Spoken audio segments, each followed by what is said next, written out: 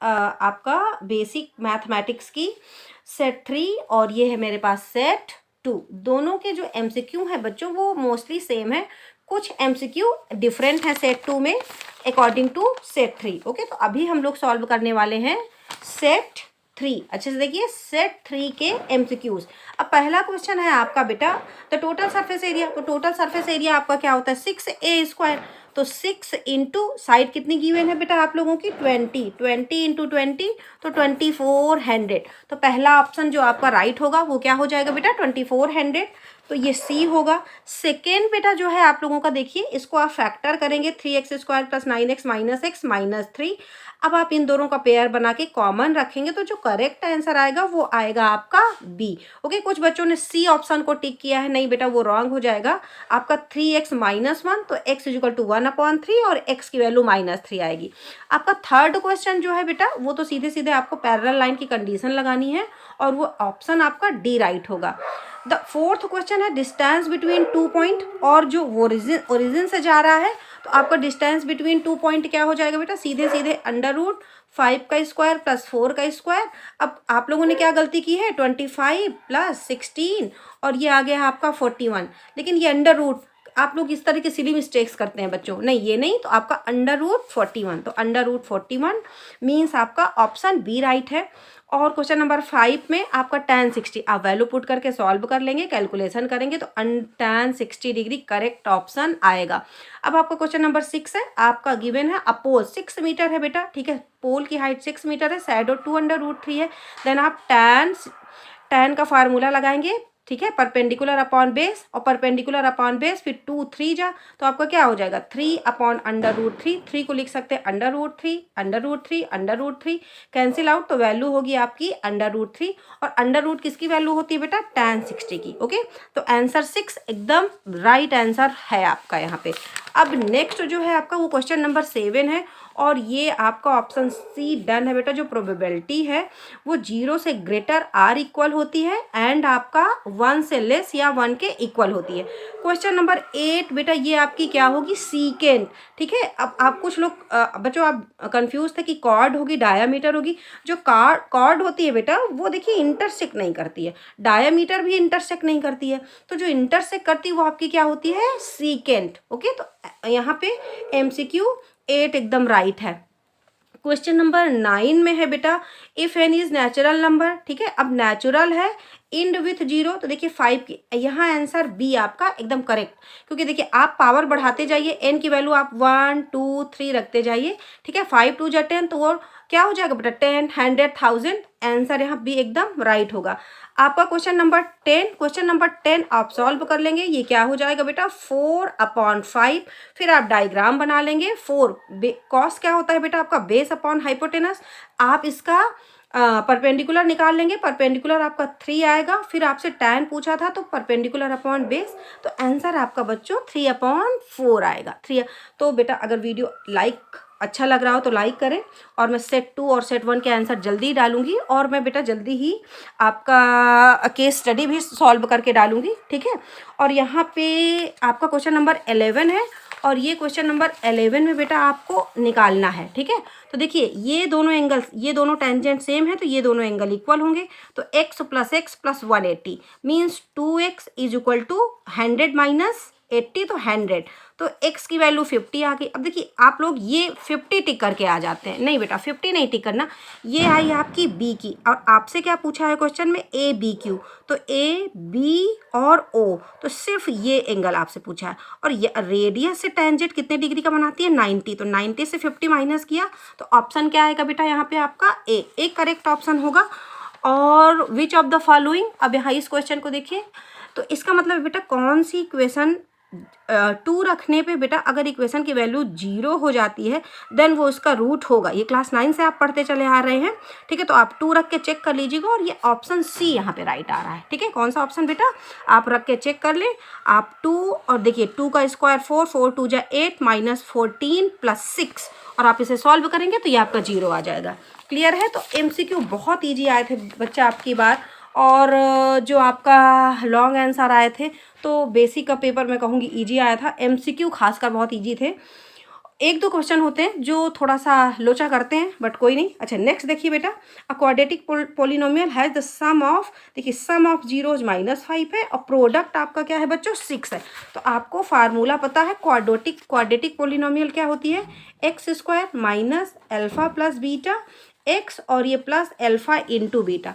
अब x² बच्चे आप लोग प्लस माइनस की बड़ी मिस्टेक करते हैं, और सम ऑफ की वैल्यू क्या गिवन है, और बहुत जब बच्चे आके मुझे पेपर बता रहे थे तो उनकी यही मिस्टेक्स थे। अब ये माइनस माइनस प्लस, और एग्जामिनर भी बड़ा चालाक होता है बच्चों, वो भी आपको सारे ऑप्शन जो रॉन्ग होंगे वो भी दे रहा होता है। तो देखिए ये करेक्ट ऑप्शन आएगा क्योंकि माइनस माइनस प्लस हो गया, और आप लोग छोटी छोटी मिस्टेक किए हैं। आप लोग माइनस को प्लस नहीं किए तो आपने सी टिक किया है। कुछ स्टूडेंट आए वो बोले मैम सी होगा, नहीं बेटा यहाँ पे करेक्ट आंसर जो आएगा वो आपका x² + 5x और +6 मीन्स आपका ए करेक्ट आंसर है क्वेश्चन नंबर 13 का।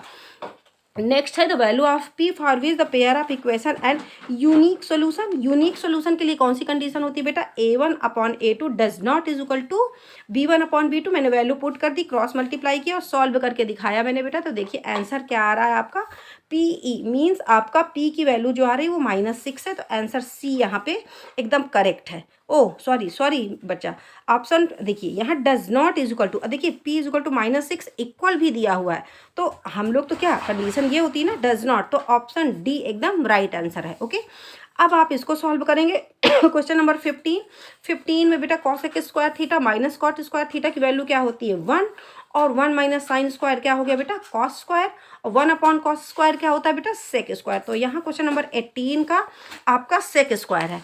और इस क्वेश्चन में बच्चे बड़े कंफ्यूज हुए हैं क्वेश्चन नंबर 16 में, ठीक है। यहाँ कहा था बेटा आपसे द एनुअल रेनफॉल, ठीक है, सिटी ऑफ 66, यहाँ तो सम गिवन ही है, आप सारा सम करेंगे बेटा, ठीक है। तो टोटल सम 66 दे दिया, तो n/2 निकाल लेंगे आपका, n इज इक्वल टू होता है ना बेटा n/2, तो ये कितना आ गया आपका 33। फिर आप चेक करते हैं कि जो 33 आया है वो क्या है हमारा, पहले आपसे देखिए बेटा upper limit model class and फिर मीडियल। तो मॉडल क्लास क्या होता है, जो हाईएस्ट नंबर हो, ठीक है, रिपीटेड नंबर।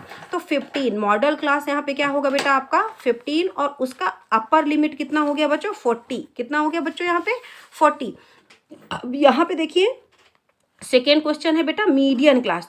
तो मीडियन क्लास के लिए पहले n/2 आपका 33 निकला, और 33 किसके सबसे नियर है, आप देख रहे हैं 22 के, तो 22, ठीक है 22। अब आप जब निकालते थे तो 22 के जस्ट अबव वाला नंबर, 22 के जस्ट अबव वाला नंबर, तो वो क्या है बेटा आपका 20, कितना हो गया बेटा आपका वो 20। ओके तो अब जब आप 40 से 10, इसका देखिए ये 0 और 10, तो 22 का अपर क्लास इंटरवल क्या हुआ 10, तो 40 से आप 10 माइनस करेंगे तो राइट आंसर जो आएगा आपका वो 30 आएगा। तो ऑप्शन डी आप लोगों ने क्या किया है 10, बहुत से बच्चों ने 10 करेक्ट किया है कि मीडियन क्लास तो 20, यस बेटा मीडियन क्लास 22 है, बट आपसे डिफरेंस पूछा था कि मॉडल एंड मीडियन का डिफरेंस क्या होगा, तो ऑप्शन यहाँ पे 30 राइट होगा।